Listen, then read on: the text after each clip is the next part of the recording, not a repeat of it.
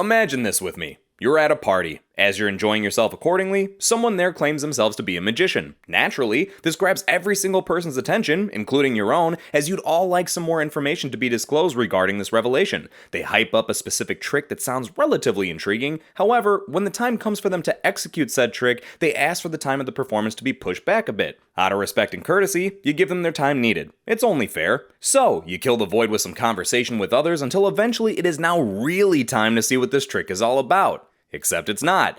Turns out the magician, for one reason or another, is still not quite ready and needs the time to be pushed back once more. Knowing you can't force them into the matter and don't want to be rude, you reluctantly oblige. You think to yourself, there's no way they'd do this a third time. Until they absolutely fucking do. But thankfully, that third delay was indeed the last, and now you're there, front and center, fully attentive, and eagerly prepared to see what this trick could possibly entail. I mean, they've been pushing it back so many times, it's gotta be something amazing, right? Maybe it wasn't a full trick right away, and they needed more time to finalize the details and get things right. Either way, they finally get on with it, and after it's all said and done, you're left with this feeling of, yeah, okay. I mean, I didn't hate it. It wasn't the worst trick I've ever seen, but I don't know if they needed to hype it up that much, and it probably would have been more entertaining if they performed it earlier in the evening, but it was enjoyable. Well, that's exactly how I feel about Black Widow. Let's get into it. The film opens with a relatively fun and action-packed sequence in 1995 where a young Natasha is forced to flee from her home in Ohio with her fake family of Russian agents, and after they successfully escape, Natasha and her replacement, fake younger sister Yelena, are sent off to become humanized weapons in the Red Room. Jump to 2016 after the events of the airport battle in Civil War, where we get yet another escape scene of Natasha on the run from General Ross for violating the Sokovia Accords. Yeah, remember hearing the announcement about Ross being in this movie? Remember thinking that it was going to be a big deal and maybe it was going to lead to the Thunderbolts or something? Yeah, well, he's in the movie, all right. You see him? He's there. Natasha makes a pretty quick and easy escape and heads off to a safe house in Norway. Elsewhere, a grown-up and chemically brainwashed Yelena, who's still working for the Red Room, is on a mission to hunt down and kill a former Black Widow. Upon completing her task, she gets hit with a substance called red dust, which apparently removes the brain control the Red Room had on her. Realizing what she's come into possession of, Yelena anonymously sends the antidote over to Natasha in hopes that she'll help. Being oblivious to what she's got her hands on, Natasha drives off until she's attacked by the mysterious and deadly Taskmaster, as they are also after the red dust. How did Taskmaster track the red dust down? How the hell did they even get there? Wasn't this place super secret? Isn't that why Natasha went there in the first place? Shut up, that involves story development. So there's a completely unrealistic fight that follows, not because Black Widow couldn't take on Taskmaster in a normal setting, but she was just involved in a car accident that would put any normal human being into a coma with some internal bleeding and broken ribs maybe? But nah, she's an Avenger, and the star of her own movie now, which means she has, yup, you guessed it ladies and gentlemen, plot armor. Taskmaster shows off their skills of how they're able to copy all of her allies' moves and even learn her own on the spot, which seems momentarily impressive, and then everything gets cut short as Natasha inexplicably manages to remove the vials of red dust from their casing, conceal them safely away, and escape without the Taskmaster realizing it. You know, even though they're clearly analyzing every single thing that's going on in front of them, whatever. Natasha heads off to Budapest to reunite with her replacement, fake sister, and upon seeing each other, they instantly start duking it out. Why?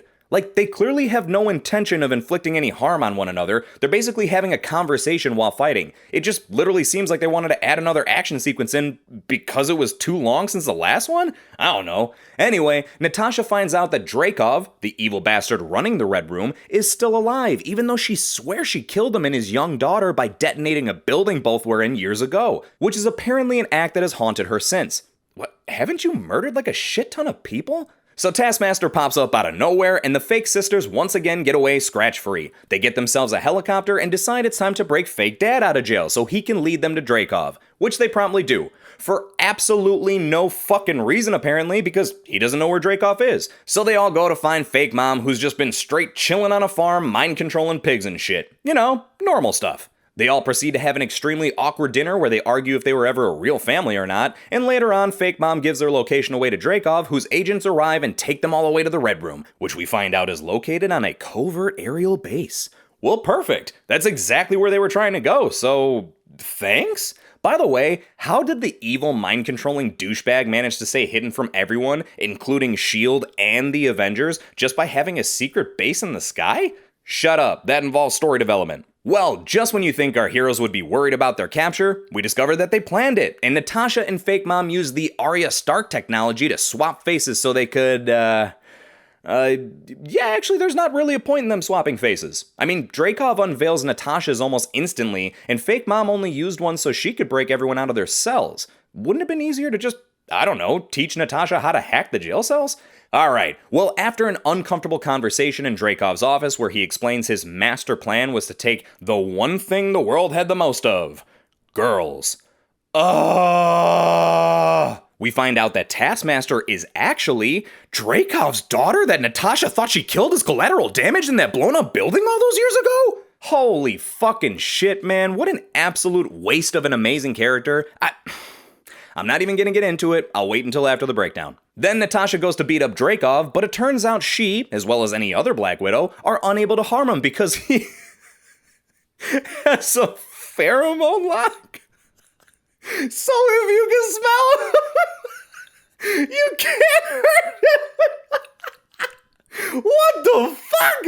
So Natasha provokes him to punch her in the face a few times to try and break her nose, which you think he'd be smart enough to tell that's what's going on, but his wimpy ass bitch slaps do nothing anyway, so she breaks her nose herself to sever a nerve, negate the pheromone lock, and knocks the bastard around a bit. But before she can fully take the upper hand, he calls in a wave of brainwashed Black Widows to beat her up, but Yelena comes in to save the day by using a bunch of red dust to make all the girls realize how much they regret everything they've ever done. Then Natasha uses Dreykov's control desk to release the other Black Widows worldwide. Wait, what? Why would that be a thing? In what circumstances would he ever want to shut off his own League of Assassins? And how did she instantly know how to do that? Shut up, that involves story development. As all this has taken place, Fake Mom manages to take down one of the aerial base's engines and the whole thing comes crashing down. Dreykov tries to escape, but Yelena is able to blow up the helicopter he's in. Wait, what about the pheromones? As the sky rains down shards of flaming metal, Natasha glides through the debris with ease and is met once again by Taskmaster, so they can have a fight mid-air a bit, and then totally just land on the ground without a parachute unharmed.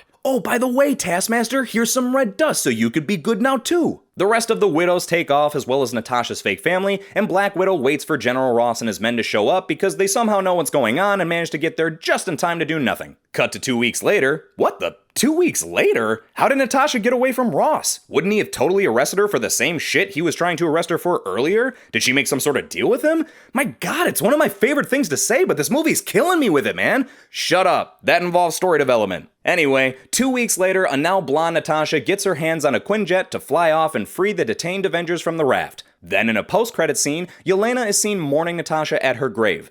God, I can only imagine how fucking confusing this must be for anyone that hasn't seen Endgame. While paying her condolences, she's paid a visit from Contessa Valentina Allegra de Fontaine. Remember, the Seinfeld girl that popped up in The Falcon and the Winter Soldier for like 5 minutes? Turns out she's Yelena's boss now, and has her next target for her, the man who quote-unquote killed her sister, Hawkeye. Then the movie ends. There's the breakdown of Black Widow. What a ridiculous, utter mess of a movie that actually turned out to be somewhat enjoyable when you brush the shit to the side. Now don't get me wrong, it's really hard for me to brush the shit to the side, and I'm still gonna yap about it a bit, but I'll also quickly mention that I don't think this film deserves quite the amount of hate it's receiving. Is it a bad movie?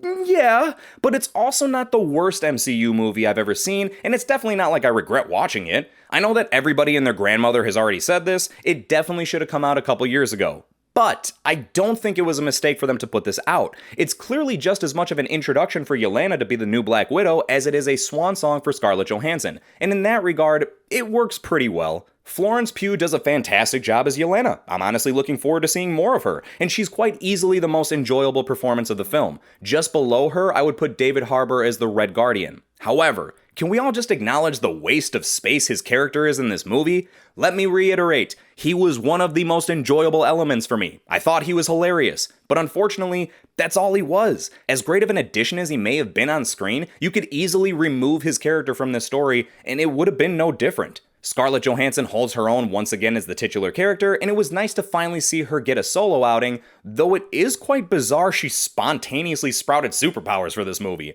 Seriously, there are at least a handful or so scenarios where she definitely should have died and or been severely injured, but her most noticeable wound throughout the entire film ended up being when she broke her own nose? Sure, but Taskmaster.